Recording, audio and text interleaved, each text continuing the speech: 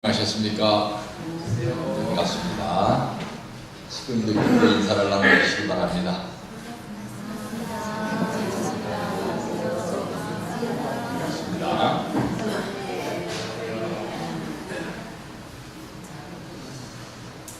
요한복음 4장에 나오는 이 말씀은 어떤 말씀인가 하면 예수님께서 예루살렘에 가셔서 성전을 청소하시는 장면이 이 앞에 나와 있습니다. 성전을 어떻게 청소하셨어요? 빗자루를 들고 청소를 하시는 것이 아니라 옛날 이스라엘 나라의 성전 앞에는 돈 받고 주는 사람도 있고 비둘기 파는 사람도 있고 송아지를 파는 사람도 있고 닭 잡는 사람도 있고 소 잡는 사람도 있고 장사꾼들이 많았어요. 근데 이게 나쁜 것은 아닙니다. 사실 일반적인 거로 보면은 왜 나쁜 것이 아니냐? 이스라엘 국민들이 성전에 들어와서 제사를 지내려면은 예를 들어서 닭을 제물로다가 드릴 사람들은 자기 집에서 닭을 잡아서 올 수는 없거든요. 먼 거리를. 예를 들어서 베들레헴에 있는 사람이 1년에 한 번 6월절이 되면은 예루살렘에 와서 성전에 제물을 드리는데 베들레헴에서부터 닭을 잡아가지고 올 수는 없단 말입니다. 베들레헴에서부터 소를 잡아가지고 올 수는 없어요. 그래서 성전 근처에 와보면은 장사꾼들이 닭을 잡아주는 사람도 있고 소를 잡아주는 사람도 있으니까 그걸 갖다가 이제 제물로 드린단 말입니다. 나쁜 건 아니에요. 또 왜 잔돈 받고 주는 사람도 있는가 하면은 예를 들어서 내가 5만원짜리 한 장을 가지고 달랑 있는데 이 가운데 10,000원은 이제 집에 갈 때 써야 할 여비라는 말입니다. 40,000원은 헌금을 드려야 되고 그러면 거기에서 돈 받고 주는 사람들한테 돈을 받고 가지고 40,000원을 헌금하고 10,000원은 내려갈 여비로 써야 된다는 거예요. 돈 받고 주는 사람들도 있었어요. 그게 나쁜 거는 아니에요. 근데 이 사람들이 그 앞에 가서 막 장사진을 치고 막 떠들다 보면은 성전이 장사꾼들 성전이 된다는 말입니다. 지난번에 우리 진주시에서도 참 유명한 그 축제가 있었죠, 그죠?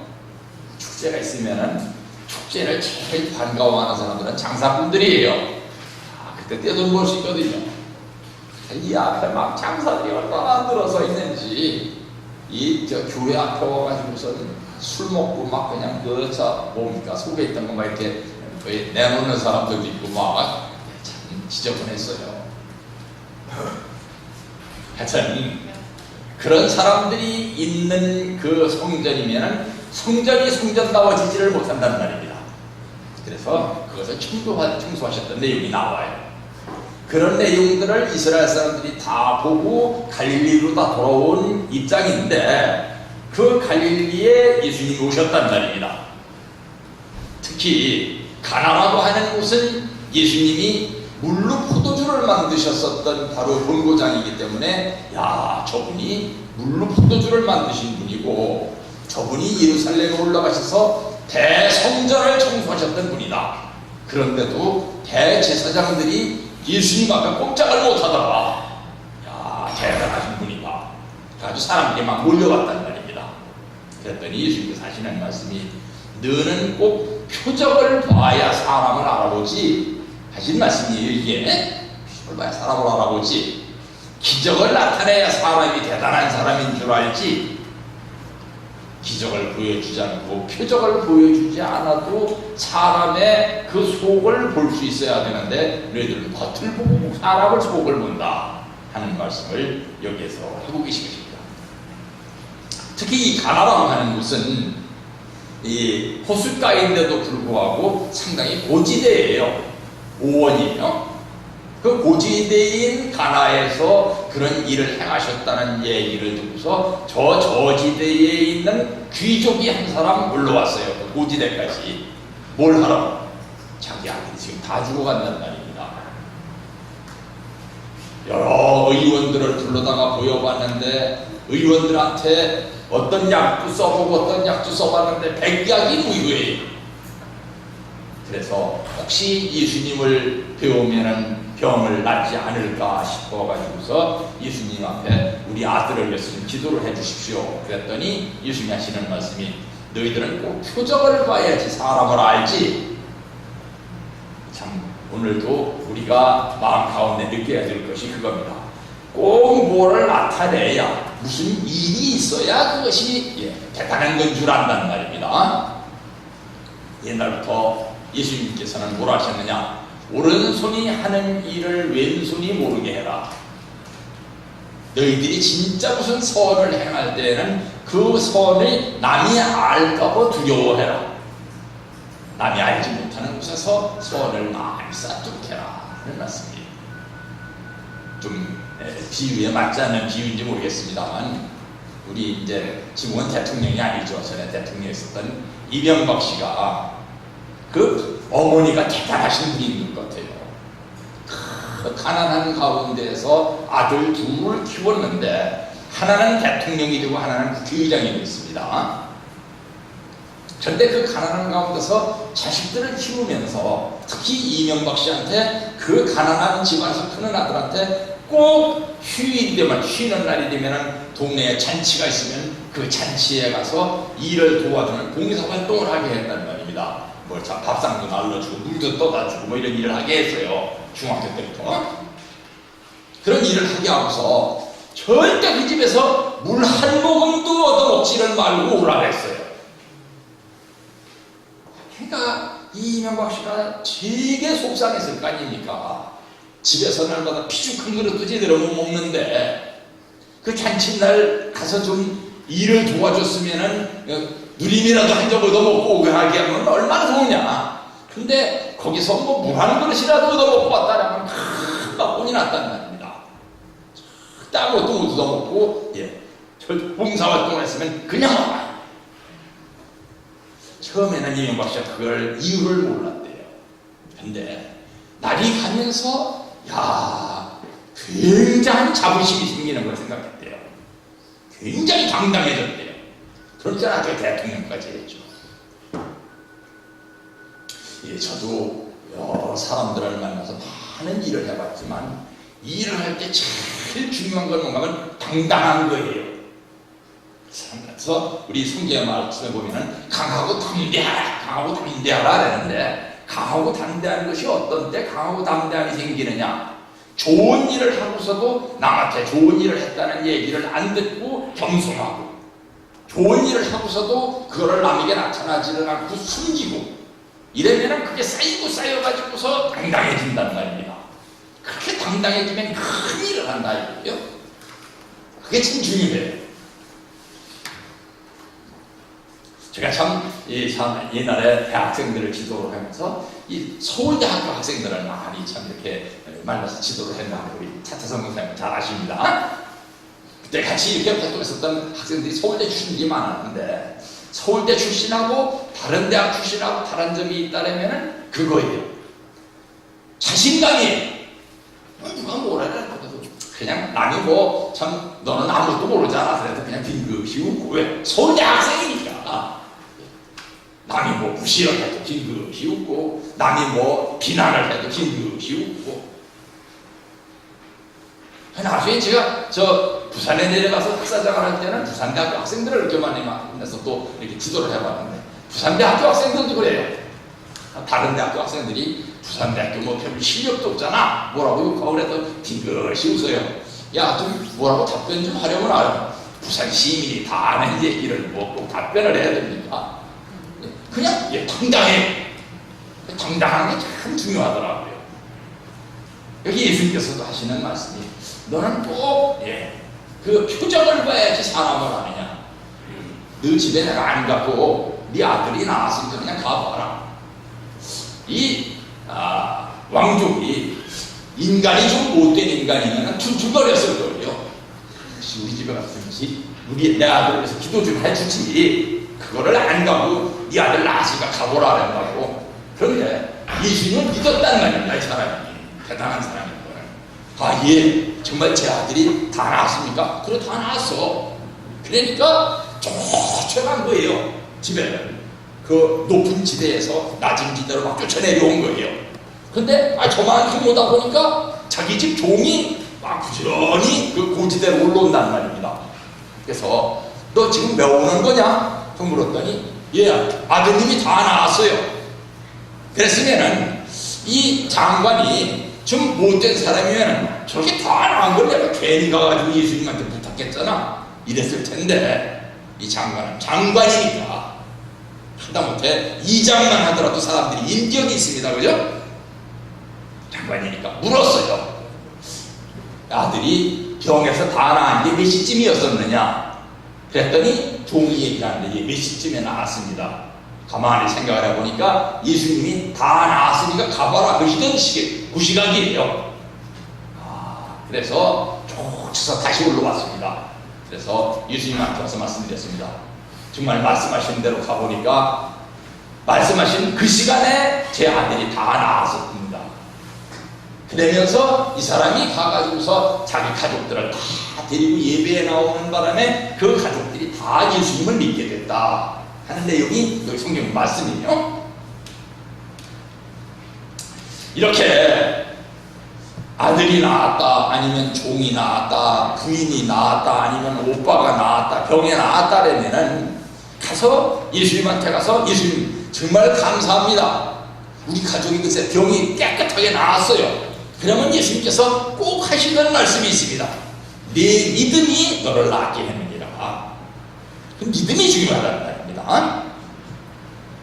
이 믿음의 기반이 없으면 아무것도 할 수 없다는 말씀을 원리에서는 뭐라 하시느냐? 믿음의 기대가 있었다 이렇게 얘기를 합니다. 믿음의 터전이 있었다. 기대라는 말은 터 기자의 토대대자입니다. 터가 되고 토대가 되는 일이 네 마음속에 이미 있었기 때문에 그렇게 할 수 있었다 이거예요. 그래서 여기 올강론에 나와 있는 말씀도 이렇게 얘기하고 있습니다. 타락인간을 위해서 말하는 믿음의 기대를 탄감복귀한 터전 위에서 실체 기대를 세움으로써 이루어지는 메시아를 위한 기대 위에서야 비로소 메시아를 맞을 수 있는 것이다. 실체 기대를 세우는 데 있어서도 타락인간이 세워야 할 어떠한 탄감 조건이 필요하다. 그것이 곧 타락성을 버티는 탄감 조건인 것이다. 이렇게 말씀하고 계시는데, 위에 보면은 우리 성경을 번역하는 사람들이 번역을 하면서 표적과 기사라고 번역을 했는데, 한 번은 표적을 사인이라고 했고 한 번은 표적을 미라클이라고 했습니다. 같은 단어 하나를 원래 단어의 뜻대로 해석을 안 하고 우리 성경에서는 똑같은 단어를 해석했다는 말입니다. 두 개의 단어를. 그러다 보니까 한글 성경을 보던 사람들이 답답하면은 영어 성경을 봅니다. 영어 성경에는 뭐라고 되어 있는가 보고 이런 뜻이었구나 하고 알게 됩니다. 여기 표적이라고 하는 말은 미라클이라고 하는 말은 겉으로 드러난 흔적이에요. 우리 사람들 보면은 꼭 무슨 일을 하고 나서 내가 뭐를 했다고 자랑하고 다니는 사람들이 있죠, 그죠? 그러면은 예수님께서 그런 사람들을 보고 뭐라 하느냐? 저는 지 상을 지가 받았다 이겁니다. 스스로 그 일을 했다고 자랑을 하는 사람은 이미 자기가 자기 상 받았으니까 하늘이 줄 상이 따로 없다 이거죠. 근데 어떤 일을 하고서 그 일은 제가 한 일이 아니라 하늘이 하신 일입니다 하고 그 마음을 다 간직하고 숨기고 겸손하게 살아가면은 네가 스스로 겸손함에 하늘이 너에게 상을 주신다 이렇게 하시는 것이, 그것이 바로 목표로 삼는 대상, 바로 표지로 삼는 지표, 사인이라고 하는 것입니다. 성경에는 신약에 58개의 표적이라는 말이 나오는데 그 표적이라는 말은 미라클하고 사인이 겹쳐져 있습니다. 그런데 구약의 말씀에 보면은 미라클이라는 말은 하지를 않고 사인이라고 얘기를 해요. 속에 드러나지 않게 축적되어 있는 내용이다 이거예요.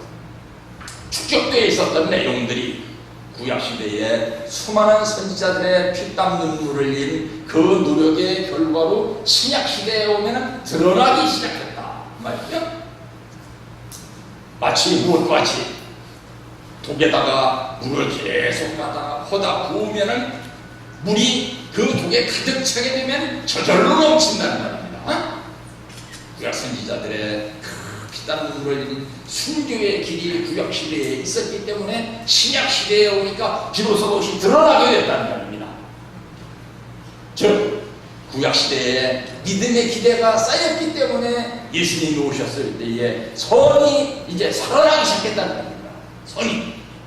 과거에는 선이라는 것이 악한테 핍박받고 몰리고 무슨 싸움만 하면 지고 하는 것이 그것이 선이었었는데, 구약시대에 수많은 정성의 토대가 쌓이고 쌓여서 독에 물이 차듯이 찼기 때문에 신약시대가 되니까 그것이 넘치게 됐을 때, 그럴 때에 예수님께서 오셨다는 말입니다.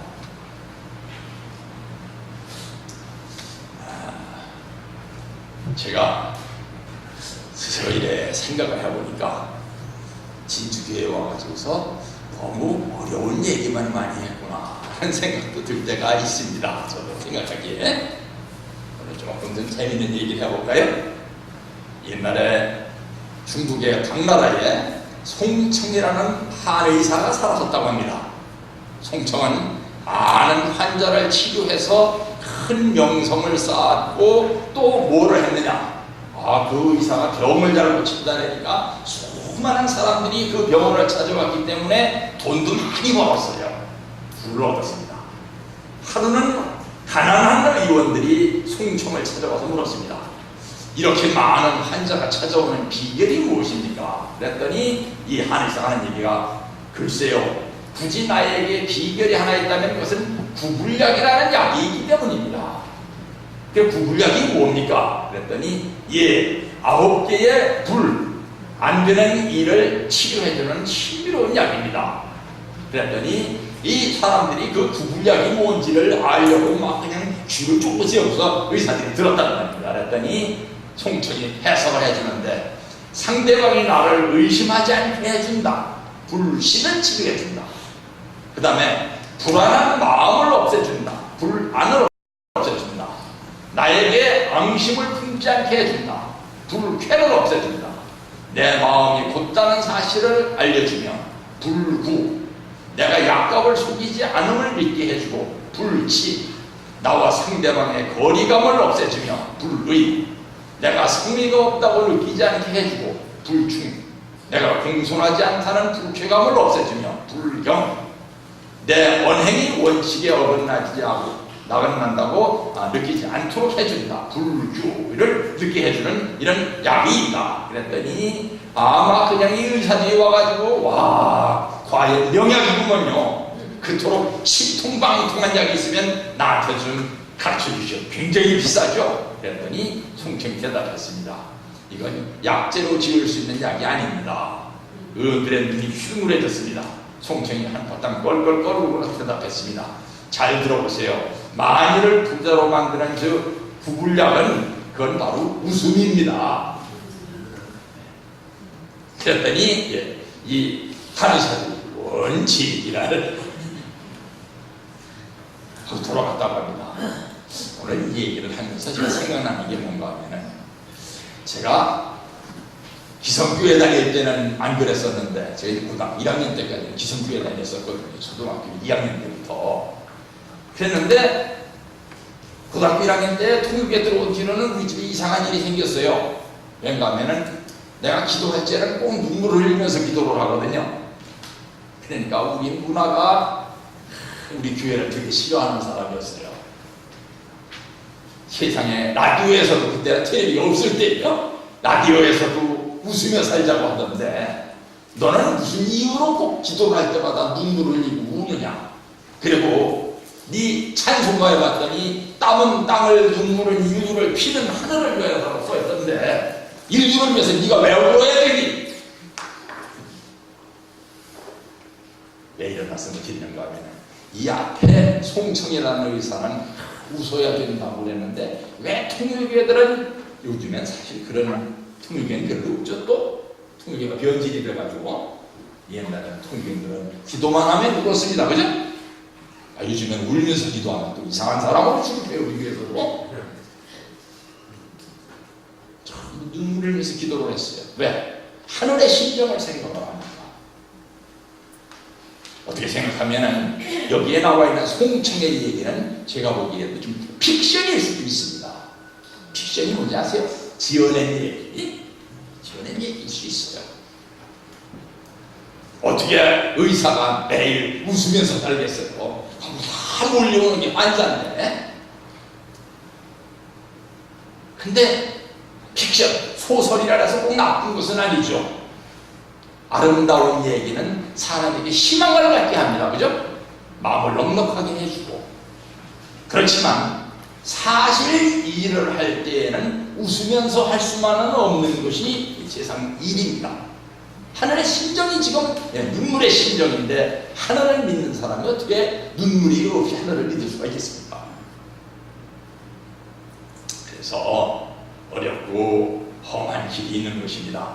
사실 저도 쉽고 재미있는 설교만 하면 좋겠습니다. 그렇게 해서 좋은 세상을 만들 수만 있으면 저도 그런 설교만 하겠어요.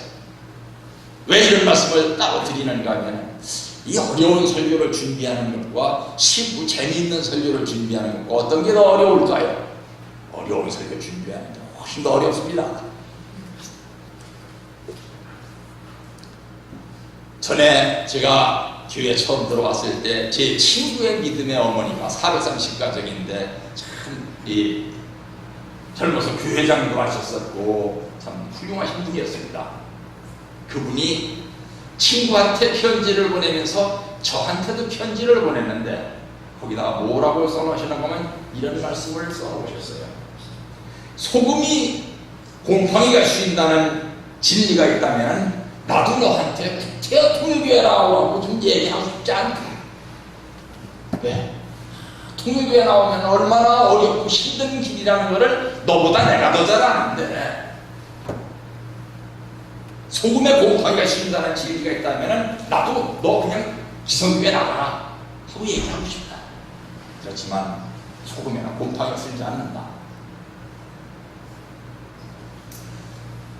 초등학교에서 모든 것을 다 배울 수 있다면 뭘 하러 대학이 따로 있겠느냐. 제가 아시던 바와 마찬가지로 지금 이제 박사를 받으려고 박사 코스에 가서 공부를 하고 있는데요, 정말 머리 좋은 사람들이에요. 그 사람들이 이 박사과정 공부하느라고 일주일에 책을 한 권씩 읽어와야 되니까 막 머리가 막 참 턱이 훌쩍해지도록 공부를 하면서 이 전쟁에 와서 공부를 합니다. 왜 저렇게 공부를 해야 되느냐? 박사가 돼서도 풀지 못할 일들이 세상에 너무 많이 있거든요. 그러니까 박사 공부를 하려고 하는 거예요. 우리나라에 말입니다. 요즘에 와가지고 정치학 박사들이 얼마나 많이 생겼는지 세상이 이를 막 그냥 우습게 봐요. 아주 이렇게 하면 될 걸 가지고서는 요즘에 정치하는 놈들이 돌대갈들만 모였다고. 정치가 그렇게 쉬운 것 같으면 장관하는 사람들은 잘 교수도 박사 중에서도 뛰어난 사람들인데 그 사람들이 정말 돌대가리라서 그럴까요? 세상이 그렇게 쉽지는 않습니다. 저도 정치를 공부하고 있습니다만, 정치를 공부하게 되면 남이 무슨 정치 얘기를 할 때 그 앞에서 얘기를 잘 못해요. 왜? 그걸 다 가르쳐 주려면 긴 시간을 얘기를 해야 되거든요. 긴 시간 얘기하면 싫어하고 대개 얘기 안 합니다. 그러나 세상 사는 일 그 자체부터가 그렇게 쉬운 것이 하나도 없기에 이렇게 어려운 공부를 하는 것입니다. 통일이 되면은 옛날에는, 지금은 그게 정말 사라져가요. 옛날에는 통일교회 식구라 하려면 1년에 한 번씩 일주일 수련을 다 받아야 됐습니다. 물론 안 그런 사람들도 있었지만 정통으로 하는 사람들은 그렇게 해야 됐었어요. 근데 요즘에 와서는 수련을 몇 번이나 받아야 되느냐, 수련을 가기 싫어한다는 말입니다. 청평에 가서 철야기도 하러 가자 하면은 청평 이제 그만 가면 안 되느냐 이런단 말입니다. 신앙이 그렇게 쉽다면 뭐가 걱정이겠어요? 섭리적 중심 인물들이 걸어간 길이 그래서 고난의 길이었던 것입니다. 섭리적 중심 인물이 되기 위해서는 먼저 선인으로 태어나야 되고 선민 가운데서도 조상의 공적이 많은 선조의 후손이어야 되고 또 선의 공적이 많은 선조의 후손이라고 하더라도 그 개체가 뜻을 이루는데 필요한 개체 천품이 좋아야 되고 개체 천품이 좋아야 되더라도 후천적 조건이 또 좋아야 되고 후천적 조건이 좋은 사람 중에서도 하늘이 필요하는 때와 장소에 그 장소에 있어야 된다. 그래야지 중심인물로 태창을 받는 것입니다. 그런데 그 중심인물로 태창을 받으면 그 이후의 길이 부귀와 영화를 누리는 길이냐? 그렇습니까? 아니에요. 그때부터가 고난이에요. 구약시대의 선지자들은 날마다 징징 울면서 살았어요. 왜 그렇습니까? 세상을 보니까 하나님의 심정으로 보니까 눈물이 안 나올 수가 없고 하나님의 심정으로 보니까 왕한테 가서 왕 그렇게 하면 안 됩니다 하고 왕을 꾸짖어야 되는데 그렇게 꾸짖으면 왕이 또 가만히 있어요? 죽이려고 쫓아다닌다는 말입니다. 예레미야 같은 선지자는 왕이 죽이려고 하도 쫓아다니니까 동굴로 굴 속으로 산 쪽으로 피해 다니면서 살았어요. 그러다가 끝내는 체포가 돼가지고서 세상에 옛날에는 말이다 왕들이 선지자를 죽여도 얼마나 참혹하게 죽였는지 형틀에다가 묶어놓고 톱으로다가 머리를 쓸어서 죽였어요. 톱 아시죠? 톱. 우리나라에 뭐 옛날에 말 가지고 육신을 해서 죽였다는데 육신은 톱 가지고 허리 쓸어서 죽이는 데 비하면 아무것도 아니에요. 살아있는 사람은 톱으로 다 쓰는 거예요. 그런 고난을 왜 겪고 넘어가야 됐습니까? 알고 보니까 그럴 수밖에 없다는 말입니다. 뭘 알고 보니까? 하나님의 섭리와 하나님의 심정을 알고 보니까 이런 문제를 해결을 하다 보니까 그럴 수밖에 없다는 거예요. 여기 보여지는 그림은 서울로 오는 길이라는 책의 표지인데 옆에 사진이 있는 사람이 김인호라고 하는 우리나라의 독립운동가입니다. 이 사람이 서울로 오는 길이라는 책을 썼는데 이 서울로 오는 길이라는 책에 한 4페이지 정도가 뭐가 나오는가 하면 참부모님이 흥남 질소 비료 공장에서 강제노동 하시던 얘기가 나와요. 왜? 이 사람도 그때 같이 있었거든요. 그래서 이 사람이 4페이지 정도로 이렇게 쓴 내용들이 이렇게 나오는데 이거 다 읽기에는 시간이 없고 그 줄거리는 이래요. 야, 저분은 정말 대단한 분이구나. 그래서 이 아버님 말씀을 얘기를 하면서 감옥 속에 성자라고 표시를 했습니다. 왜 성자라고 했는가 하면 그 강제노동을 하면서 늘 배고프고 강제노동 때문에 힘들고 그런데도 참부모님께서는 늘 반듯하게 정조를 하고 계셨다는 거예요. 다른 사람들은 막 전부 들어오고 하는데 한 번도 제대로 들어오는 적이 본 적이 없다는 거예요. 반듯하게 앉아 계셨대요. 그리고 작업하러 나가면 얼마나 열심히 일을 하시는지 공산당들 앞에 한 번도 반성문을 안 쓰는데 아버님은 반성문을 안 쓰면 다른 사람들은 전부 총살을 당하는데 아버님은 공산당들이 총살을 못 지키더래요. 왜? 남보다 10배 더 수고하는 걸 듣는 걸 보니까. 그래서 다른 사람들이 묻는데요. 문 선생님, 꼭 그렇게 열심히 하셔야 됩니까? 좀 슬슬 하시면 안 됩니까? 그랬더니 하시는 말씀이 내가 열심히 일을 하면 다른 사람들이 좀 쉴 수 있지 않습니까? 왜? 그 팀에 5명이 일개조과돼서 일을 하는데 팀이 예를 들어서 하루에 300가마니의 비료를 나가내야 된다면 아버님이 열심히 하시면 다른 사람들이 좀 쉴 수 있잖아요. 그러니까 같이 일하는 사람들이 아버님의 그 조에 서로 들어올라야 돼요. 왜? 조금 쉴 수 있으니까 아버님도. 그리고 일이 끝나고 나면 다른 사람들은 공장에서 나오는 폐수, 막 뜨끈뜨끈한 폐수가 있을 거 아닙니까? 비료 공장이니까. 그 물에 가가지고 막 몸을 씻는데 아버님은 거기서 한 번도 씻으신 적이 없대요. 어떻게 안 씻을까? 이 비료 공장에는 독한 먼지가 있어가지고 몸을 안 씻으면 살이 썩는데 안 씻으시더래요. 이 사람이 어느 날 소변 보려고 일찍 일어나가지고 보니까 아버님이 원래 옷을 벗으시는 법이 없는데 그 시간에 옷을 활짝 겨울인데 뭐 이런 닦으시더래요. 뭘 하시는가 봤더니 잡수시라고 저녁에 나눠준 물을 갖다가 잡수시지를 않고 남겨뒀다가 그 물에다가 수건을 적셔가지고 새벽에 탁 문을 닦으시더라고요. 선생님 지금 뭐 하십니까? 그랬더니 공작물은 오염된 물이기 때문에 그걸로다가 씻으면 오히려 피부가 썩는다고. 그래서 먹을 물로다가 좀 깨끗한 물을 가지고 수건을 적셔가지고 이러면 다 닦고 있다고. 이렇게 새벽마다 냉수마차를 하시고, 냉수마차를 마신 뒤에는 그 하루의 일과 중에 전부 1분이라도 더 자려고 막 애를 쓰는 중인데 아버님께서는 일찍 일어나서 기도를 하시고, 혹시 간수들 중에서 아버님을 막 괴롭히려는 사람들이 있으면 말입니다, 신통력이 있었대요. 아버님한테는 어떤 일이 있었냐, 그 아버님을 괴롭히는 사람들한테는 꼭 꿈에 조상들이 나타나가지고 너 그 사람을 괴롭게 하면은 가만히 내버려둔다고 막 저기 하는 바람에 비슷한 아침에 와가지고 아이고 죄송합니다 하고 아버님한테서 사과하는 모습을 다 봤대요. 그러면 아버님께서 물으신다는 겁니다. 어제 꿈이 이런 꿈이었지? 얘기해 주신대요. 그러니까 기절 초풍을 하고 그 다음부터는 간수들이 아버님을 괴롭히는 일이 없다는 말입니다. 그것이 바로 신통력이었어요. 그 다음에 위하여 사는 정신이 있었습니다. 위하여 사는 정신이 뭔가 하면은 이 밥을 콩밥에다가 쪼가쪼가서 섞어가지고선 한 덩어리를 주면서 그걸 밥이라고 주는데 그 밥을 혼자 다 먹어도 얼마나 배고픈지 손바닥을 핥아먹는데요. 근데 아버님께서는 꼭 반을 쪼개가지고 다른 사람한테 나눠주시고 반만 드신다는 겁니다. 그러니까 누구든지 옆에 와가지고선 아버님 옆에 와서 앉았다가 그거 얻어먹으려고 자기 옆으로 올라간다는 거예요. 또 이 바깥에 있는 그 주유소의 가족들이 사식을 차입해 주는데, 사식이란 개인 사식입니다.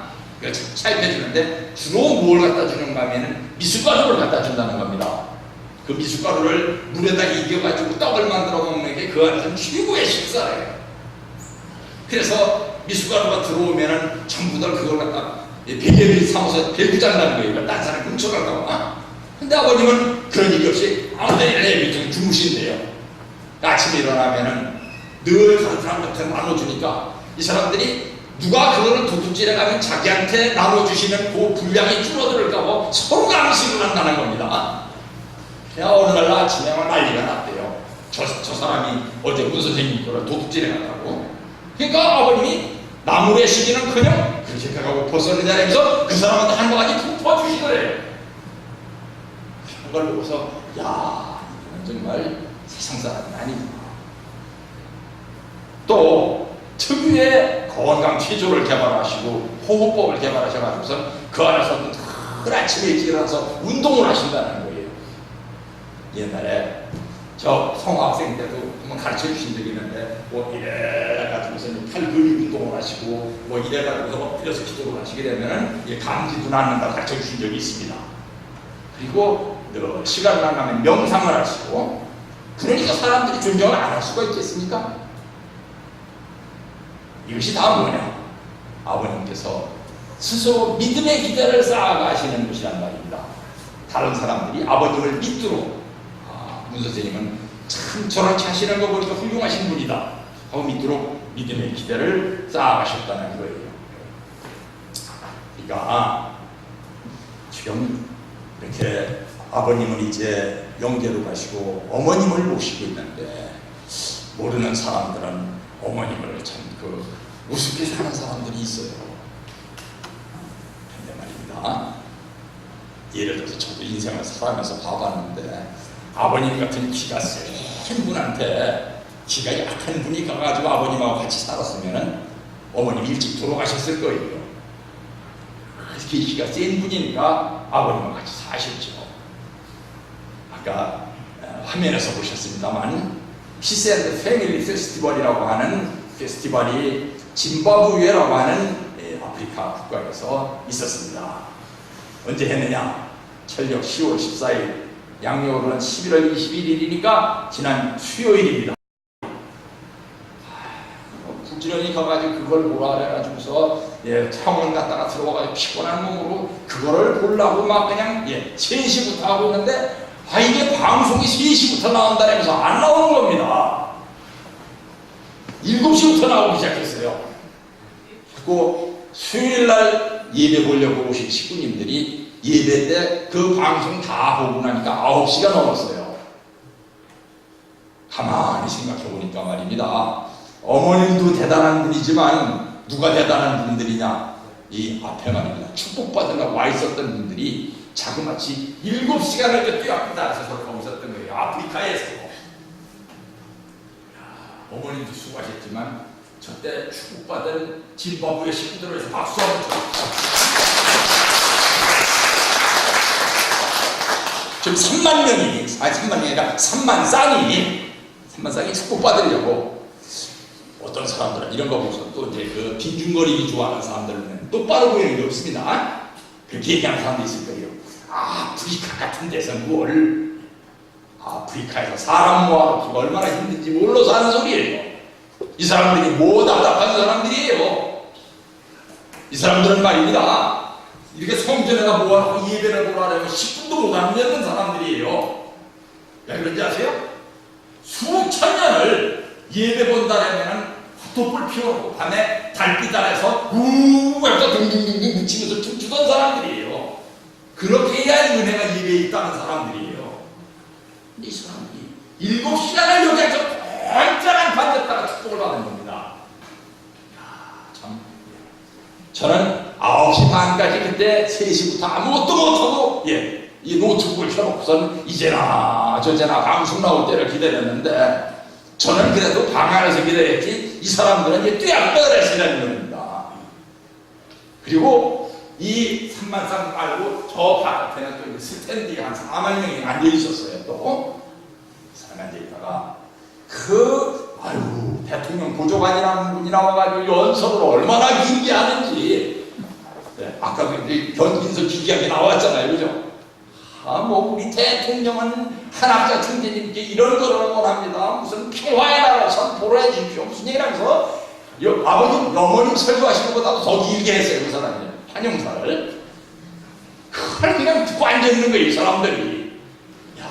그거를 보고서 참 대단하시다 생각했습니다. 그 사람들을 모아놓고 7시간 동안을 저 뒤 앞에 기다려서 축복을 하셨구나. 저도 이제 6천가량인데 제가 그 잠실 체육관에 가가지고선 3시간 서 있느라고 죽을 뻔했습니다. 그때 우리 이병수 장님 그죠? 6천가량들 축복을 받을 때인데 충청도 사람들 말도 안 듣는다고 충청도 사람들은 오래 서 있으라 그래도 서 있다 그래서 제일 먼저 들이보내셨어요. 제가 1-A-4로 들어갔습니다. 들어가가지고서 3시간 동안을 거기서 꼼짝 못하고 서 있는데도 그냥 다리 관절에 쥐가 나고 앉으면 죽을 지경이더라고요. 그때 오줌 내려올까봐 여자들한테는 국물을 먹지 말라 했습니다. 그 3시간 정도 힘들었는데 이 사람들은 뛰어빼달아서 7시간을 있었던 거예요. 6천명을 축복받는 건 아무것도 아니더라고요. 그러는 가운데서 이 사람들이 축복을 받는 이 행사가 있었는데 참 그 행사를 보면서 제가 아프리카 식구들을 존경하게 됐습니다. 사람들 대단한 사람들이구나. 그 뒤에는 말입니다. 방청석에 앉은 사람들은 연신 나가고 들어오고 막 수천 명이 막 그냥. 그런데도 그 빈자리가 없는 거는 빈자리가 생기면 꼭 새로 들어온 사람들이 가서 앉더라고요. 또 그러면서 그 행사를 치르게 되었습니다. 그러면은 여기 이제 뭐 시간이 오래가고 있으니까 결론을 내기로 합시다. 믿음의 기대라고 하는 것은 무엇이냐? 믿음의 기대를 원래는 믿음의 기대가 옛날에 인간이 타락을 안 했으면 없는 것이냐? 그렇지 않아요. 원래 아담과 헤와가 믿음의 기대를 세우게 되어 있었습니다. 믿으면 어떻게? 자기 자신들이 중심 인물이 돼가지고 이때 성경 말씀이라고 하는 2개밖에 없었어요. 생육하고 번성해서 만물을 주관하라 하는 거하고 따먹지 말라는 거하고 이때 원리는 이거 2개밖에 없었다는 거예요.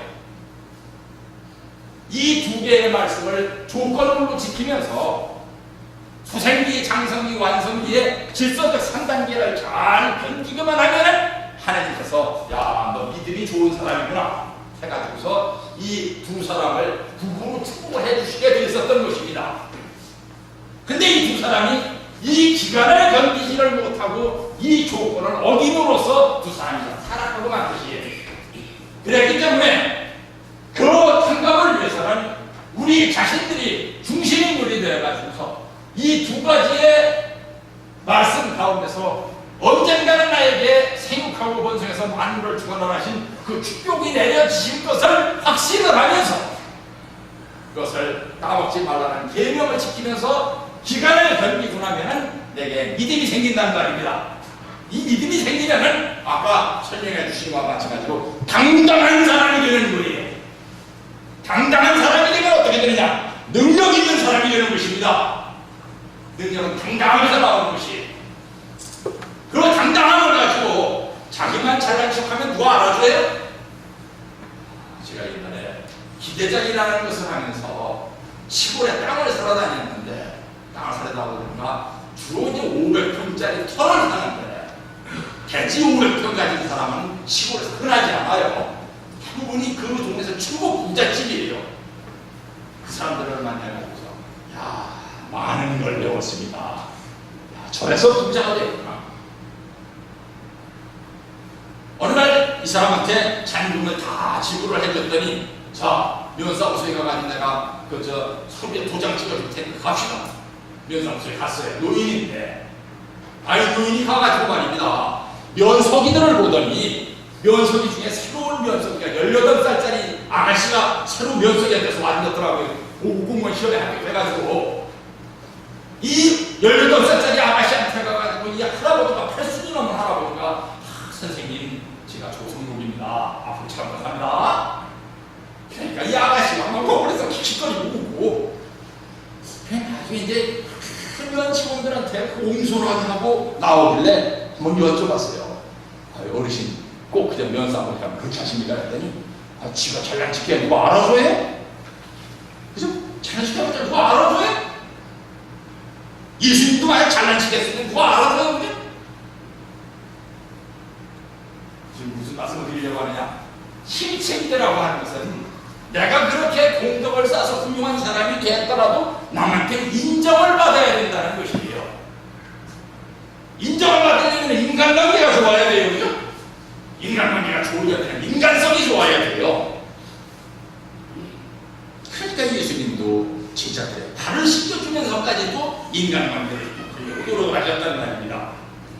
내 마음속에는 악한 마음이 털어건만치도 없느니라 하는 걸 나타내 보이시려. 그래서 무슨 말씀을 하셨느냐? 우리 참고원께서도 실적이 천품을 넘어서지를 못하느니라. 내가 무슨 일을 했고 무슨 일을 했고 무슨 일을 했고 자랑하지 말아라 이거요. 마음이 선하고 깨끗한 것만 갖지 못하다. 뭐가? 실적이 천하를 자기 마음대로 수습을 했었고 인간관계가 빵점이면 그건 빵점이다 이거예요. 그래서 이 실적을 가지고 천품을 넘어서려고 하는 생각을 하지 말고 실적이 천품을 넘어서지 못한다는 사실을 명심을 하고 천품을 좋게 하려고 애를 써라. 신앙의 근본은 뭐냐? 천품을 좋게 하는 것이다. 그래서 부모 사랑, 부부 사랑, 자녀 사랑, 형제의 사랑을 다 완성을 하게 되면 그 사람이 바로 완성한 사람이다. 그것입니다. 완성을 하게 되면 그 사람 앞에는 인자무적 적이 없다. 그 사람은 어디 가든지 환영받을 수 있다는 것입니다. 그래서 마지막으로 이런 말씀을 참고님께서 가르쳐 주셨습니다. 말씀이란 심판의 규정이 되는 것입니다. 법은 심판의 기준, 선악을 구별할 수 있는 판단의 기준입니다. 그러므로 참된 진리는 선악의 기본을 결정할 수 있고 그 선악의 내용을 결정할 수 있는 하나의 표준이 되어야 합니다. 그 표준이 통일 원리여야 합니다. 여러분은 이것을 절대시할 수 있느냐? 그 말씀에 반항하거나 상치될 때는 그 말씀에 제재를 받습니다. 그 말씀에 도움을 받는 것이 원칙입니다. 참부님께서 하늘 부모님께서 우리에게 말씀을 해주셨는데 그 말씀은 나에게 무엇을 위해서 있는 것이냐? 나를 도와주기 위해서 있는 것이다. 이 말씀이 그 말씀 말씀에 도움을 받게 되는 것을 우리가 뭐라 하느냐? 가정주의세 6절에 나오듯이 천을 움직인다. 말씀에 도움을 받는 것을 천을 움직인다. 말씀에 환영을 받을 수 있는 입장에 섰을 때 비로소 인격 기준에 도달할 수 있습니다. 우리가 말씀을 열심히 공부하는 이유는 뭐냐? 말씀에 합당한 삶을 삶으로써 말씀에 환영을 받는 우리가 되기 위해서. 그러나 그것이 자기를 중심 삼은 것이어서는 안 됩니다. 자신이 생활하는 데에 있어서 모든 것을 말씀대로 했다고 해서 그 결과가 자신에게 맺혀지기를 바라서는 안 됩니다. 그것은 하늘 앞에 맺혀지게 해야 됩니다. 나를 중심 삼을 것이 아니라 전체를 중심 삼아야 된다는 것입니다. 관점이 달라야 합니다. 뭐가 달라야 한다고요? 관점이 달라야 된다 이거예요. 나를 위한 것이 아니라 하늘 부모님을 중심한 것이다 하면은 그 사람은 공적인 사람으로 등록이 되고 그 사람은 위대한 사람으로 인정을 받게 된다는 말입니다. 그래서 말씀에 환영을 받는 그러한 삶을 살아야 된다고 말씀하신 것입니다. 그 말씀에 환영을 받는 자리에 서는 것을 뭐라고 하느냐? 믿음의 기대 위에 섰다고 이야기하는 것입니다. 우리 진주의 친구 여러분, 오늘 이제 11월을 마지막 보내는 예배의 날입니다. 모두들 믿음의 기대 위에 서는 여러분들이 되시기를 축원합니다. 함께 보고드리겠습니다. 하늘 부모님, 천진 참부모님 감사드립니다. 참 부모님께서 우리 앞에서 걸어가시면서 늘 감옥에 가셔서도 존경을 받는 자리에 계셨듯이 저희도 근호정 상속받아 참부모님처럼 존경을 받는 삶을 사는 식구들이 모두 되어짐으로써 만사 형통케 인도하여 주옵시기를 빌고 나오면서 이 모든 말씀을 축복 중심 가정 이재승의 이름으로 보고드려 싸움나이다.